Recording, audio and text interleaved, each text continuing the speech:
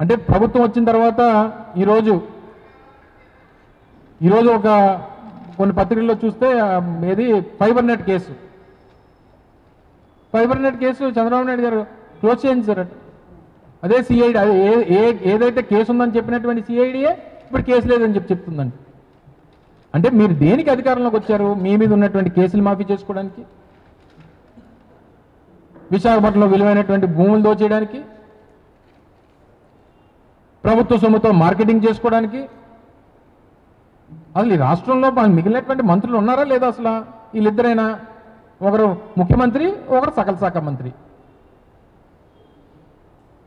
పాపం ఇండస్ట్రీస్ మినిస్టర్ని చూసి జాలేస్తుంది. పెద్ద ఫ్యామిలీ, టీజీ వెంకటేష్ గారు వీళ్ళంతా పెద్ద ఫ్యామిలీ. ఆ కన్సర్న్ డిపార్ట్మెంట్ ఏమో ఇండస్ట్రీస్, ల్యాండ్ అలాట్మెంట్స్ అంతా ఇండస్ట్రీస్ డిపార్ట్మెంటు. పాపం ఇండస్ట్రీస్ మినిస్టర్ గారు ఎక్కడ వేదిక మీద కనబడరు. ఆ శిలాఫలకం మీద ఆయన పేరు ఉండదు, తండ్రి గారి పేరు, కొడుకు పేరు, వీళ్ళిద్దరే. అంటే రాష్ట్రంలో ఇంక ఏ డిపార్ట్మెంట్ అయినా ఈయనే. చివరికి ఇవి సరిపోయినట్టు సివిల్ ఏవియేషన్ కూడా మనమే. దేశంలో కేంద్రంలో ఉన్నటువంటి సివిల్ ఏవియేషన్ కూడా మనమే. దేశంలో ఎక్కడేం జరిగిపోయినా తండ్రి కొడుకులు ఇద్దరు కలిసి మానిటర్ చేస్తారు, వార్ రూములు క్రియేట్ చేస్తారు. చెప్పాల్సింది మొన్న జరిగినటువంటి ఆపరేషన్ సింధూర్ కూడా మన లోకేష్ గారే ఇచ్చేశారు. ఆపరేషన్ సింధూర్ వార్ రూమ్ అంతా కూడా మేమే నడిపాం, అది కూడా చెప్పవలసింది. ఎందుకు మరి ఆ క్రెడిట్ ఎందుకు పోగొట్టించుకోవడం? ప్రపంచంలో ఏది జరిగినా సరే, రష్యాకి యుక్రెయిన్కి వారు ఆగాలన్నా లోకేషే, లేకపోతే ఇజ్రాయెల్కి ఇంకోవరికి యుద్ధం జరగాలన్నా లోకేషే, సముద్రంలో విశాఖపట్నం సముద్రంలో పెద్ద ఎత్తున కెరటాలు రావాలన్నా లోకేషే, ఆంధ్ర రాష్ట్రానికి మోంతా సైక్లోన్ని తిప్పేసి మడతపెట్టేసి దాన్ని ఇసిరేయాలన్నా లోకేషే. ఇంకన్నీ అంటే ఇంత పెద్ద ఎత్తున ప్రచారం, ఏదైనా సాధించి రాష్ట్రానికి ఉపయోగపడి, పాపం అమరావతి రైతులు వాళ్ళు మొన్న 50,000 అయిపోయింది, ఇంకో 50,000 అంటే ఇంకో 30,000 అందించారండి నిన్న మరి ఇంకో 30,000 40,000కో మళ్ళీ నోటిఫికేషన్ అంటే. పుట్టికి ఏగలేనమ్మ స్వర్గానికి ఏగిందని, ఉన్నదాన్ని ఏం చేయలేకపోయావు నువ్వు, ఇంకా 50,000 ఎకరాలు. నవ్వుతున్నారు జనం, నవ్వుతున్నారు. నాకు తెలిసి బహుశా చంద్రబాబు నాయుడు గారి తాలూకా ఆ అమరావతి పిచ్చితో ఆ ప్రాంతం, ఈ రాష్ట్రంలో ఏ ప్రాంతం అన్నా మాకు సమానమే. అన్నీ అభివృద్ధి చెందాలనేటువంటి మా కోరిక. కానీ ఈయనకి పట్టినటువంటి ఆ అమరావతి, ఆ సిఆర్డిఏ లేదా ఆ రియల్ ఎస్టేట్ పిచ్చితో ఎక్కడ అమరావతి ఒక గోస్ట్ క్యాపిటల్గా మిగిలిపోద్ది అనేటువంటి భయం కనబడుతూ ఉంది మాకు. అటువంటి ఉదాహరణలు ఎన్నో కనబడతా ఉన్నాయి ప్రపంచవ్యాప్తంగా. ఇప్పుడు మీరు ఈరోజు మాట్లాడితే ఈరోజు మళ్ళీ ఏదో ఎకనామిక్ రీజన్ అని చెప్పి ఏదో మళ్ళీ ఒక రివ్యూ పెట్టారు, అది రాత్రి 12 వరకు అవుతుంది. ఈ మాట ఇప్పుడు కాదు కదా, ఇప్పటి నుంచి చెప్తున్నాం. విశాఖపట్నంకు ఉన్నటువంటి క్రెడిబిలిటీ అదే, దానికి ఉన్నటువంటి అవకాశం. ఆ రోజు మేము విశాఖపట్నం అంటే ఈ పేపర్లు రాసినటువంటి ఆర్టికల్ చూడండి ఒకసారి. ఇది ఈనాడు పత్రికలో వచ్చినటువంటి ఆర్టికల్. ఏది మేము ఆ రోజు విశాఖపట్నాన్ని ఎగ్జిక్యూటివ్ క్యాపిటల్ అని చెప్పి ఆ రోజు ప్రపోజ్ చేసినప్పుడు విశాఖపట్నం మీద రాసినటువంటి ఒక ఆర్టికల్ ఈనాడు పత్రికలో. తీరంలో చీలిక ఏమని రాశారు? బంగాళాఖాతం ఫాల్ట్ లైను ఇది 2 ముక్కలుగా ఇదైపోతుంది, అసలు మరో 50-60 సంవత్సరాల్లో అసలు విశాఖపట్నం నగరమే ఉండదని చెప్పి రాశాడు. ఇది ఆంధ్రజ్యోతిలో వచ్చినటువంటి ఆర్టికల్. సునామీ వస్తే క్షణాల్లో 30. దీంట్లో కూడా సేమ్, అంటే హెడ్డింగ్లు తేడా ఉంటుంది మాట, సినిమా ఒకటే, సినిమా టైటిల్ వేరే ఉంటుంది, స్టోరీ ఒకటే మాట. ఇందులో తీరంలో చీలిక, ఇది సునామీ వస్తే క్షణాల్లో 30.